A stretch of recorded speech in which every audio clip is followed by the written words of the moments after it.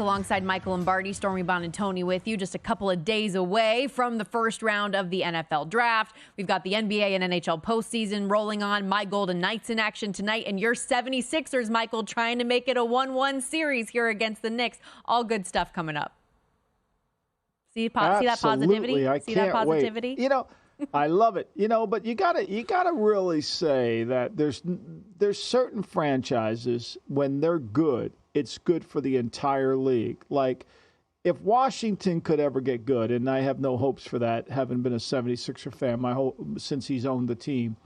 Washington, the Raiders in the NFL, when they're good, it makes the league better. And when the Garden is behaving like it behaved on Saturday midnight, Saturday early evening, there's nothing better in sports. I mean, it's the mecca of all. I mean, everybody who's anybody plays there. They draw there. I mean, Sinatra had his name on the billboard. It's just great, right? And when the Knicks are good, the league's good. It just makes it better. It's like when the Bulls are good in Chicago, it makes everything better. And I love that. I really love that, because that's part of the league's fabric, that you constantly want to kind of have this generation experience. You want them to experience the Knicks teams that I grew up watching with Willis Reed and all the great players that came through there, Clyde and Earl Monroe and, those great, tremendous teams that they had. You want to feel that. And I kind of had, I had a walk down memory lane the other day, just enjoying it. It's unfortunate then that they have to be playing your Philadelphia 76ers here in the first round. No. You say no, but it is, Michael, because this is a team that when Joel Embiid is healthy, you think about the potential and you think about how strong they could be. The evidence of the wins and loss record with him on the court speaks volumes. What we saw in the time that he had to be off of the court with the knee injury in game one of this series, it said a lot. They're getting 6 in this spot against the Knicks. Right. What's your feel for tonight's game? I know the Maxey questionable also plays into that.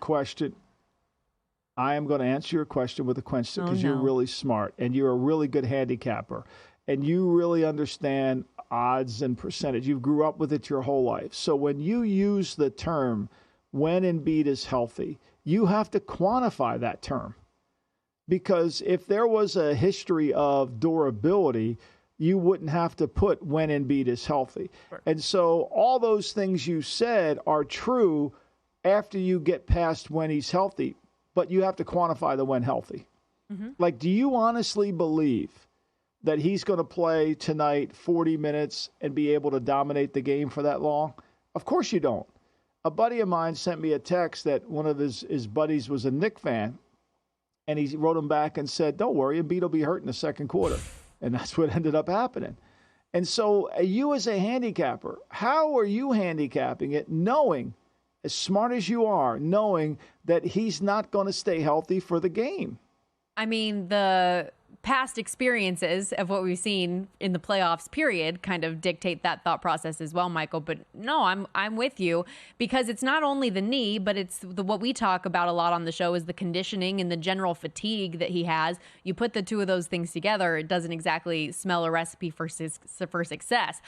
I wonder if we've gotten a little bit too broad here now that we're up from 5 to 6 point favorites for the Knicks, but I'm just going to stay away and try to support your team from afar, because I would, I like a happy Michael, and it's draft week. We're supposed to be excited. We're supposed to be talking about good things. I want good things for you. I'm happy Millie gets so mad at me because I'm happy when they're losing. Like, I'm a fan, but I'm also a realistic fan. Like, I know the end of the movie. Like, I've seen the movie before. As many times as I tell Santino to not go to the toll plaza, he goes anyway, right? I tell him, don't go, and he goes. I tell everybody, don't trust Embiid. They do. They fall in this trap. They fall right into, he's so good. Oh, my God, look at him. 8 rebounds, meanwhile, they 23 for the, it's just the parts of the game. So, look, all that being said, give them credit, and I do, and give Nick Nurse credit, who's managing a very difficult situation, is to be able to be in that game being out-rebounded on the offensive end is remarkable. Yeah. It really is remarkable. And Tobias Harris played like crap. Oubre didn't play very well. They didn't get any help from the bench at all other than Paul Reed's 11 minutes. So I'm going to be interested to see his movement. Now, here's the other concern I have for tonight. Can you count on Lowry to have the kind of game he had last game? I'm not so sure about that. You know, Lowry's a veteran guy, and usually we see guys that are older, they have a good game, and then they come down a little bit, they get a little rest, they have a better game. 6-point spread again, total 205. Michael, so every day on the show, we do What's on Michael's Mind. Is today's edition, is it 76ers and Phillies related? Is it NFL draft related? I'm very curious where we're going. We're going today. I was so infuriated the other day. I mean, I had to save this one for What's on my mind. Did you see the Phillies uniforms the other day? Did you see this atrocity that they put out there? Did you see this? Elliot, put this up here. This has nothing to do with Philly. I mean, they're trying to sell it as the Liberty Bell. Like, what are we talking about here? Are we a softball team? Like, what is this? What is this? Are you kidding me? This is on my mind. This is horrendous. This is the worst campaign I've ever seen in my life. You call yourself a franchise of historical value and you put the players in this? If I were the White Sox, I'd have told, don't take the field. Don't take the field. We're not playing against that. That's a softball team. Are you kidding me? Bryce Harper seems to like That's it in the the picture. only thing on my mind. You know who's Nobody likes it. Not even Philly fans. You could give away free hot dogs with this uniform, and they don't want to go watch it. What's funny is when I was looking at the picture of this earlier, I was like, I wonder if Michael likes these. And so there we go. We have the answer here. My favorite, I don't know if you just don't like the theme of them in general, like the city connects as far as what teams are trying to do there. The San Diego Padres one, it's all like pink and neon and colored and stuff, but I actually love those ones. I think that the Padres have a really nice city connect. Philly, not so much. The bell is a very interesting look on the hat as well. That's just trying to make it that we're going to get away with blue. I mean, see, people get mad at owners for wanting new stadiums, right? And I take the opposite approach to that because I think when you build a stadium in a downtown area, it rejuvenates every area. To me, this is when owners are greedy. When they make the fans buy a dumb, ugly uniform like this is greed. This is what really drives me. You're only putting this out there to sell merchandise. It has nothing to do with your team. Well, Michael, don't be so goddamn greedy. That's the same thing with all these NFL jerseys that are coming out. And you're like, the Jets' new jersey, do I even notice anything particularly different? But it's got the new name and it's got the new whatever. And it's just something else for fans to buy. That's just how it is. That's what we do in these leagues. You know that better than anyone. I get it. I get it. But to me, at least you're staying within the color lines of your franchise. The Phillies are red and white. I mean, put something out there. Like when the 76ers wear those Spectrum uniforms, okay, which they honor the old Spectrum, I think they're wonderful. I think they're great. Look, the Sixers are a team that really has no identity. They change uniforms like everything. I mean, one time they're black and gold. Now they're back to red, white, and blue. I mean, who knows what their colors are? It's just up for grabs. But I get it. I understand it. But this is a money grab, Stormy. It's embarrassing. It's not my favorite. I'm going to be honest with you. It's not my favorite. But something that should brighten your day as we put those Phillies jerseys to the side is that it is NFL draft week. And so this whole hour, we're going to have a ton of draft talk. Thor Nystrom is going to join us in a little bit as well. We'll get his thoughts. We've got Step Into My Office with players and GMs coming in to get a talking to.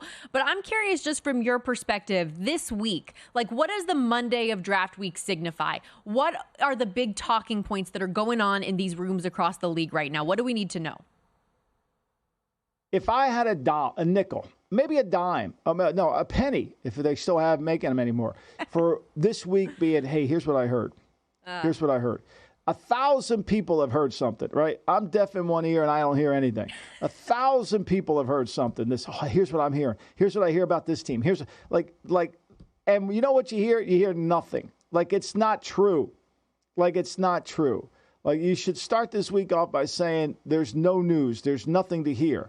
Now, Schefter put out a draft note column, great, and a lot of the stuff he put in that column we have talked about before, and some of it we haven't. The Falcons could get fined for their tampering. Philadelphia could lose a draft pick for their tampering. We'll see if that manifests itself. But for the most part, that kind of is a news that's been circulating around. The Rams could be interested in a cornerback. So I think to me, there's validity in some of this stuff. However, that being said, this is a week to ignore everything. This is a week that they're trying to get you to react. This is a week you have to keep your poise. You can't put on the ugly Philly uniforms this week. You've got to keep your poise and patience. I think so much to last year, Will Levis specifically, and the Reddit post that came out of I heard so-and-so that he's going to go number one, and just how the odds flipped so significantly. And of course, we know how that all played out. He ends up going first pick in the second round. So yes, definitely temper your expectations for the things that you hear and that you read this week. But with that said, something that Bill Belichick said on Pat McAfee just last week was that those 12 hours ahead of the draft are when typically what you hear can be very accurate. You mentioned earlier that the league has encouraged teams to keep things closer to the vest. Do you think that that 12-hour window will still have leaks? Right, but I think what happens is in that 12-hour window is the rubber's got to meet the road, right? You can't bluff anymore. As Al Davis would say to me all the time, at some point, kid, you're going to have to play in the game. And that's what we got this week. Draft week is you're going to have to – there's no more bluffing. There's no more Joe Sheen believing that Tommy DeVito is going to be okay at quarterback. Don't worry, we got it. It's all fine. We're good at quarterback. No. The rubber meets the road this week, and that's where the last 12 hours, that's when reality sets in. Yeah, they say they feel they're comfortable with Tommy. The Raiders think that Aiden O'Connell deserves an opportunity to compete for the starting job. It's all interesting. We got Step Into My Office coming up next. Stick with us.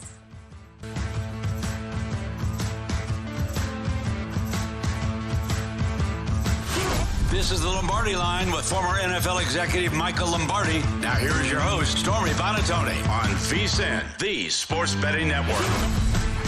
We know you guys love the VSiN betting splits page, and for a 2-week exclusive offer, we are giving our betting splits out for free when you sign up at VSiN.com/splits. The VSiN betting splits page is updated with DraftKings odds every 5 minutes, so you can see changes in the action as it happens. You can find out where the public's betting based on the number of tickets, where the money doesn't match the public opinion. And it's not just for today's games, but future events as well. Take advantage of this limited time offer, though. VSiN.com/splits is how you can get your free 2-week access to VSiN's betting splits.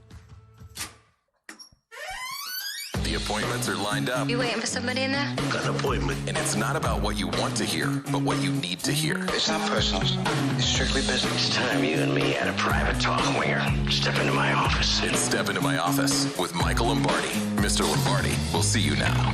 Mr. Lombardi, we'll see you now. Jaden Daniels, because boy, Michael, have his odds been on the move. What's he doing in here? Yeah, well, we need to figure out what's going on with him, and I'm hoping that you can help here. He was as high as a -330 favorite to go number 2 overall, as low as -125. And as I look at the DraftKings odds screen right now, he's hitting -240. There's been a lot of speculation that he's unsure about his fit in Washington. Everyone's drawing the connections to Antonio Pierce with the Las Vegas Raiders, but even he conceded, I don't know how they're going to pull that off. How should Daniels be approaching draft week with his future in the hands of others? I think he should just focus, Jaden, you should just focus on becoming the best player you can and hope you go number 2. Because number 2 comes with more money. It comes with a great opportunity for you to be a starting quarterback on a rebuild team.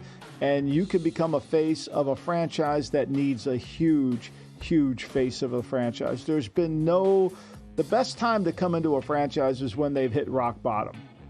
And let me say this to you, Jaden, this is rock bottom. This franchise has been a disaster since Daniel Snyder came in and the punter took over. For the last 24 years, it's been bad.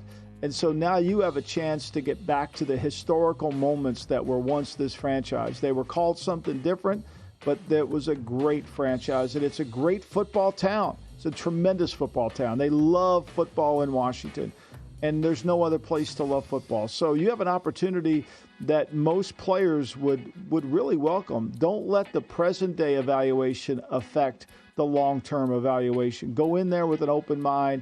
Look, the Raiders, certainly you love Antonio Pierce, you love Marvin Lewis, but the NFL is not college. You can't pick where you go. And to be able to go to a team like Washington with the historical value, you should do it and jump on it. How realistic is that the Raiders could trade up to a position to get him? I think it's really unrealistic. But I think Jaden, Stormy, was the byproduct of Reddit this year. I think there's been a lot of Reddit stuff going on that the agent's trying to manipulate Washington, that he went on the visit to Washington and he misbehaved. I don't know if he took one of their Super Bowl trophies and drove it around the parking lot like George Costanza did. I don't know what he did, but that's been all the rumor and speculation to try to get them to say, well, this kid's a jerk, we're not going to take him. Like, I don't believe any of that crap. I just don't believe it, right? And I think the kid has made it. Remember the rumor was he didn't want to go to New England, it was too cold? Like, all this stuff that comes out, unless it comes directly from the player's mouth, and the kid's a good kid, you know, he's worked hard. He won a Heisman Trophy. He's worked hard to be recognized as the second best player or the second best quarterback in any draft. So, you know, a lot of it came from the internet, and it came when they brought the 4 players in. And it started right after that. I hear this guy was a jerk on his visit, and then the number moved. It's a Reddit movement is what we should call that from now on. Yeah, there was that. And then, of course, the agent quote tweeting the Pro Football Talk comments from Florio of, if you know that this is your guy, why are you bringing in all of these other players? And so there's a lot of just hearsay and people's thoughts on an issue without actually knowing what really transpired. And at least what I know personally in my interactions with Jaden Daniels and his family in the past, it does not seem like he would be the type of kid to not make a good impression in that setting. I'll just leave it at that. Again, he is minus 240 to be the number 2 overall selection, followed by North Carolina's Drake May at plus 205, J.J. McCarthy plus 850. Another team that is quarterback needy is certainly the Denver Broncos, because we know their current quarterback room is not going to be the solution long term. Sean Payton's got a track record suggesting that he'll stop at nothing to get the guy that he wants. But is that guy in this year's class? They're currently sitting at number 12 overall, presumably outside of striking distance from the class's top 3 quarterbacks. If you're talking to Sean Payton right now, are you advising him to be patient and practice patience this year, or be aggressive and go get your guy, Sean?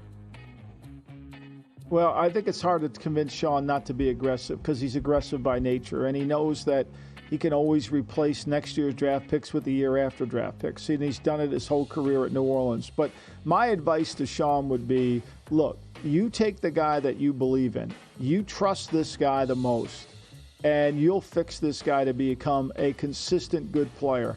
And forget about what everybody else thinks about the quarterback, because, Sean, no one thought Steve Young was any good when Bill Walsh traded a 4th-round pick for him, or a 3rd-round pick and $1 million of Eddie DeBartolo's money. Nobody thought he was any good. Nobody thought Jeff Garcia was going to be any good when he went there. So the reality of it is your system is very good for players that have certain skill sets that Bo Nix or maybe, you know, J.J. McCarthy or someone that you like fits, and trust your gut on that, and then just build it. But it's pretty clear that's what you're going to do, because as I look at this from the outside, knowing that you only have Jarrett Stidham on the roster, I can tell you're going to pick one, and I know you'll make him a good player. So count on yourself to be able to make that come true. What do you mean? Jarrett Stidham and Ben DiNucci aren't the answer in Denver? You're crazy. Look, I got to tell you, Stormy, Joe Shane said that Tommy DeVito's the answer. God knows that. I mean, look, I think the Giants love quarterbacks who can't throw for over 7 yards per attempt. I just think they love it. Oh, that's cold. Tommy DeVito's at 6'2", and Daniel Jones is at 6'9". I mean, they just love check downs. Here, throw it over here, check down. Okay, we're punting now. Whose fault's that? That's cold, just like Tommy Cutlets eventually went cold. I'm cold. You took a shot at Chris today. What did you call his Carolina Panthers today? I don't know. Poor guy got hit. I don't know what you're talking about, Chris. And the Panthers aren't catching strays. That's fine. We're just going to move on. Next topic here, Los Angeles Rams. So we all remember F them picks, right? Well, this year, the Los Angeles Rams are making their first-round selection since they took Jared Goff number 1 overall in 2016, with Matthew Stafford and Jimmy G on the roster right now. Matthew Stafford aging. According to Adam Schefter, the Rams could be eyeing a quarterback at number 19. Do you think that makes sense for the Rams to take a swing on a quarterback? Yeah, and I reported this about a month ago on the GM Shuffle. We talked about it, and Penix kind of fits what Sean McVay does really well. It got my mind thinking when I watched Penix play, how he throws all those over routes, how he's really accurate on the 3rd level, how I would think that Sean McVay would really, really entice to watch this kid play. And look, the time to draft one is now for the Rams. I mean, because if Stafford gets hurt, and we saw it last year, the Rams team just fell apart. It really did. Even though they had Nakua and they had Cooper Kupp and they have all these, skill guys, when they went to the backup, now they signed Garoppolo, who is going to miss 2 games, and Jimmy didn't play well at all last year. So there's some doubt there. I think, to me, at the end of the day, this is the perfect time to take one. If one gets to him. Or knowing Sean, if he loves somebody, he's not afraid to do whatever he's got to do to get him. He's not. And I think this will be driven by Sean more than Les, because last year Les really wanted Stetson Bennett. And they ignored all the signs off the field of Bennett. And it kind of bit him in the butt. Bennett went away. We don't know where he went. We have no idea. And so now he's back with the team, but I don't think he's what they believe to be the answer when you watched him in the preseason or what you think moving forward. So they need one. If they don't get one in this draft, and we don't think there's one past the first round, where are they going if Stafford, who has been having trouble staying healthy, if he gets hurt, we're in trouble. It is an interesting discussion. Offensive lineman is the favored position for that first selection from the Rams. Quarterback, 12-1. So some potential value if you think that is a realistic option. Let's have Monty Ossenfort stepping in to the office, GM of the Arizona Cardinals. Adam Schefter reporting that the Cardinals are in the catbird seat, very advantageous position in this year's draft heading into Thursday. Several teams obviously expected to trade into that number 4 overall pick. Marvin Harrison Jr. minus 225, an odds-on favorite to go for, but that could change obviously if Arizona moves off the pick. How should Ossenfort be handling all the trade calls he will surely be having coming in this week? Well, I think what he's got to do at first is say to whoever calls, if a team outside of the top 10 calls, basically say we're not interested, and then make them call back. Say no a lot. Saying no a lot increases the value. And so say no, and then somebody will call you back, because no one takes no for an answer until the pick turns in. And then I would tell Monty to just keep waiting, keep saying no, keep people in tune. Keep the people like the Giants, who Schefter reported today that they're actively trying to trade up, even though they don't want a quarterback. Wonder why they're trying to trade up. I have no idea. They got Tommy DeVito, Stormy. Why would they trade up? They got Daniel Jones. I don't know. Joe Shane told me this. This is what he just told me. So I don't know. I would just say no all the time, and then go forward with it. And then wait until the draft day. I got 10 minutes, and when I get draft day, we're going to find out who's playing for real and who's not. They and the Chargers certainly the bells of the ball here when it comes to trade opportunities, but even the Patriots are, quote, open for business. We'll be right back.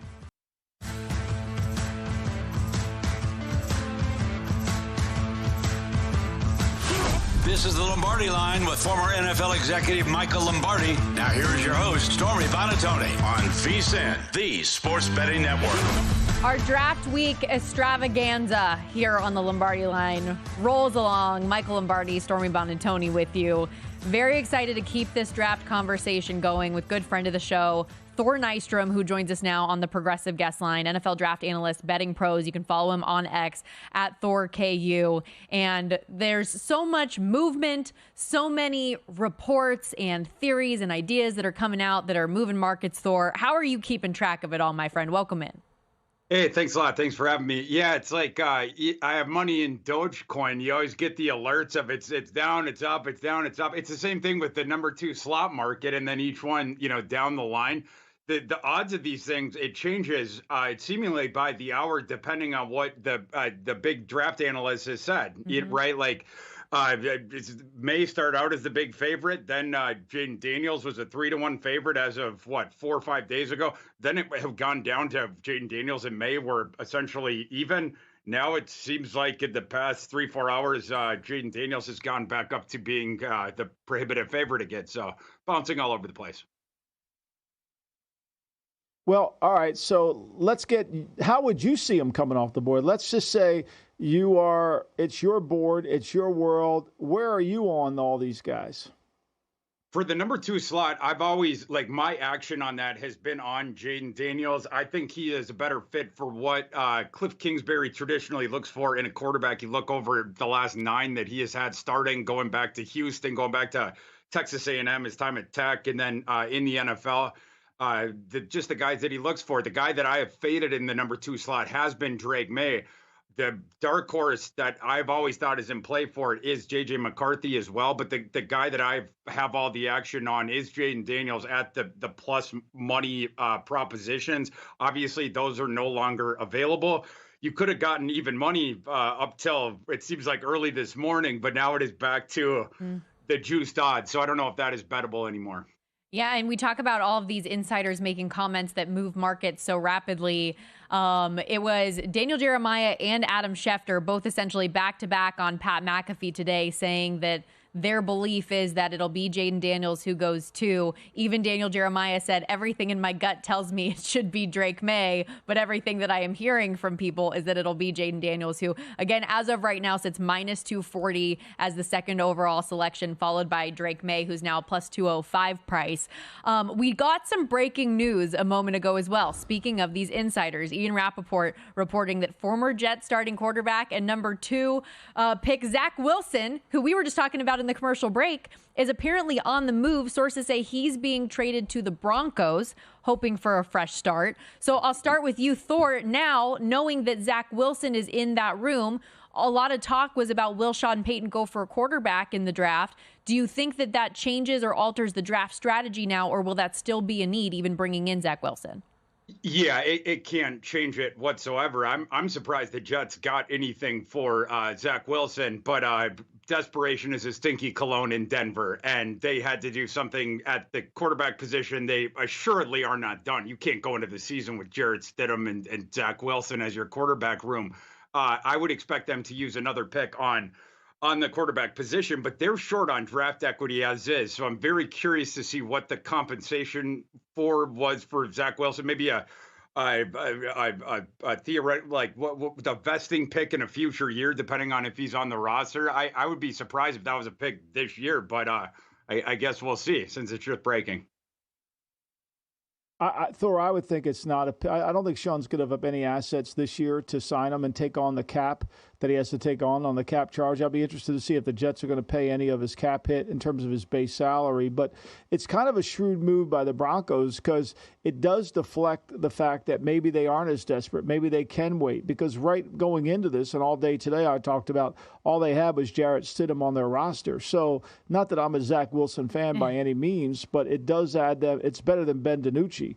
And so, and he won a game out there with the Jets against the Broncos 2 years ago. So I'm with you. I don't think it's going to deter Sean. I can't imagine they paid very much for it. But I think ultimately, but I wanted to hit you Michael, with the defense. Michael, before you go to defense, I'll hit you with what it is. It's a late round pick swap, a 6th for a 7th, and the Jets will pay some of Wilson's $5.5 million salary. Yeah, there you go. Yeah, I mean that's what they had to do. I mean, so basically, as you said, Thor, it was for the old salami sandwich. It's free. It was basically they just gave it away, which is sometimes the salami sandwich isn't a bad deal, right? All right, let's go defense here for a second. How many first round picks do you have on your defensive board? Around 11, 12, somewhere in there. Really? It's right around where that prop number is. I think the interesting one that I've hit pretty hard recently as far as the prop market is the first defender off the board. I think the odds board on that has been off, with Dallas Turner being the prohibitive favorite against the entire field. I have some nitpicking issues of Dallas Turner's game, but even people that like him, I don't know how you can justify Dallas Turner against the entire field. Particularly, you look at the teams that would be leading the dance on that. Atlanta, it's just been like the free spot putting Dallas Turner there. I don't know that Atlanta takes the edge rusher. If they go defense, they absolutely could take cornerback. I've heard that they like Quinyon Mitchell. I think Quinyon Mitchell's in play. You can get crazy juiced odds on Quinyon Mitchell as the first defender off the board. I also think Leatu Latu, just apples to apples in the edge group, absolutely is in play against Dallas Turner. The only equation with Leatu Latu is, what did the teams hear on his medicals? If they got okay news on the medicals on Latu, I don't know on what metric Dallas Turner is better than Latu. Certainly he is not on the field. It has not been the last couple of years. Latu, I don't know how you top what that kid has put up the last couple of years. So I'm fading that. Murphy is another guy who is coming on strong down the home stretch. But as far as the long shot for that, Quinyon Mitchell is the guy that I put my money on. And as the lower odds, I've certainly put some on Latu as well. Were you surprised, with that said, to see how the juice has come down on Quinyon Mitchell? Because this time last week he was around minus 190, $2 favorite. Now just minus 125 with Terrion Arnold, gaining a little bit of steam there.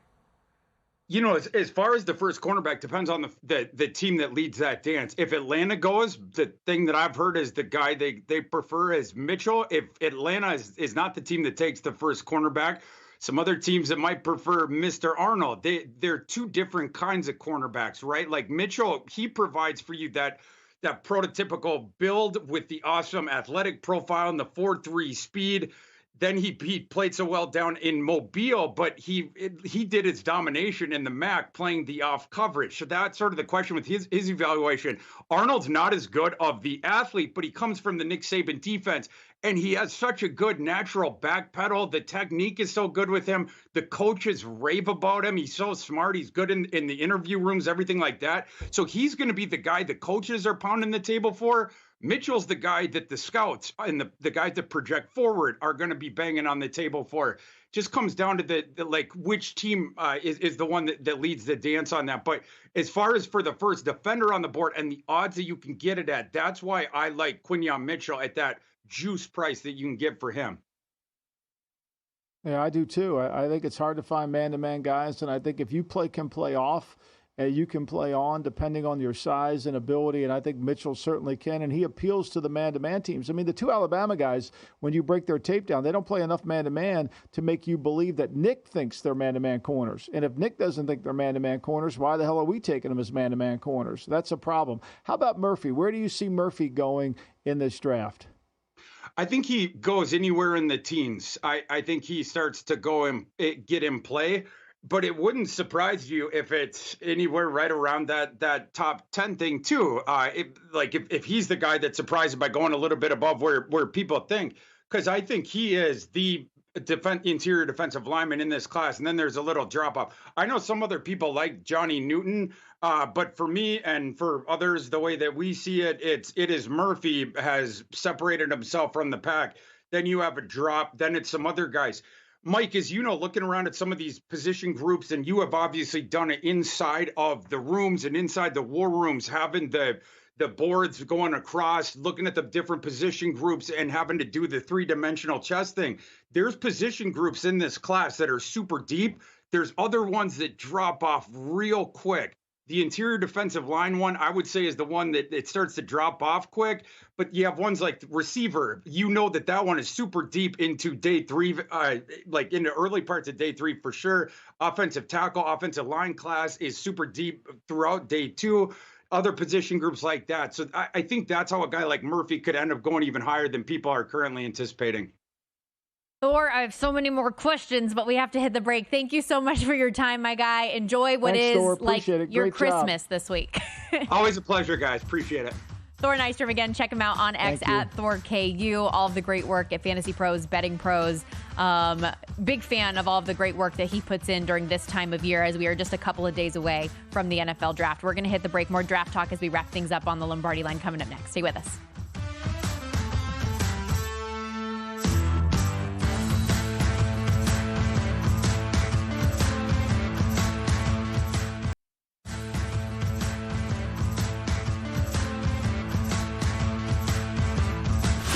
This is the Lombardi Line with former NFL executive Michael Lombardi. Now here's your host, Stormy Buonantony on VSiN, the Sports Betting Network.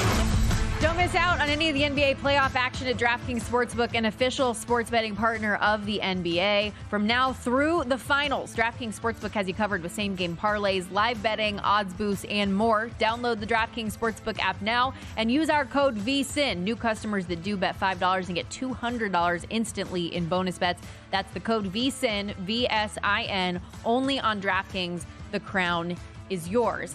And it's funny because we had some breaking news that eliminated something that we were going to talk about in this block, which was all the people coming out talking about Zach Wilson not being at, voluntary workouts that are taking place with the New York Jets. Well, the Jets era for Zach Wilson is over now, as he has been officially traded, it appears, Michael, to the Denver Broncos for a late round pick swap, a 6th for a 7th. The Jets will pay some of Zach Wilson's salary here. Just your initial thoughts on the move here, because I feel like we talk so much on this show about getting a player and still needing a player, and that's exactly what the Broncos have done here. Right. They're taking a flyer, right? They're just taking a flyer. They have no guarantee that he's going to make the team. And, he's better than Ben DiNucci, I would say, probably, But what's fascinating, Stormy, is we're sitting here discussing how all 6 of these quarterbacks are going to revitalize all franchises that go to them. And yet, we know Mac Jones went for a Saturday pick. Justin Fields went for a Saturday pick. Right? Mm-hmm. We saw that Zach Wilson just went for a Saturday pick. Trey Lance went for a Saturday pick. I mean, it's Saturday in the park. We should get Peter Cetera to start singing. I mean, it's like none of these guys, they went for nothing. They got traded for nothing. Their value was rock bottom. And so what's to learn from this? Are you willing to overpay? I think Sean probably said, look, Wilson's got some skill. We'll see how hard he wants to work. We'll see how dedicated he is. We'll take a flyer on it. And people will think that it'll take some of the heat off us drafting a quarterback, which nobody's going to believe that, but maybe it will, and go into the draft and keep business as usual. We have heard some of the coaches around the Jets organization say, whether they believe it or not, but say that they feel like he's somebody that still does have potential in this league, that, maybe you just need a fresh start somewhere different when he initially requested a trade. Do you think that the Broncos could be that spot, that the Sean Payton, how good of a person is he to learn under to potentially get on the right side of his career? Well, I mean, this is going to come down to not his skill set, right? This is not about Zach Wilson skill. This is about Zach Wilson work habits. This is about Zach Wilson dedication. This is about Zach Wilson being a pro and not an amateur, right? Because his whole career at the Jets, he was an amateur. When you're a pro, you take your job seriously. And this is what Brady preaches constantly. The difference between a pro and an amateur, right? There is no second chance. You got to prove yourself. You got to work harder than everybody else. You got to be dedicated to your craft. Amateurs can come in and out and go. And I think that's really what it's going to take. If he goes in there and rededicates himself and says, look, I'm committed to being the best version. I'm not doing anything. My only job is football. Nothing else gets in the way of that. I'm going to become a great pro. I'm going to be a professional. Now he's got a chance. But if he goes into this, I got it, you got it, nobody's got it, no chance. And Sean will be frustrated with them and get rid of them. But it's up to him now. Look, we do know this. Players that have this mantra attached to them, this superstar, generational talent, when they get humiliated, you find out really what they have in terms of the character within them. Yeah. Are they willing to fight back? We all need villains in our lives. We all need something that's going to motivate us to do better.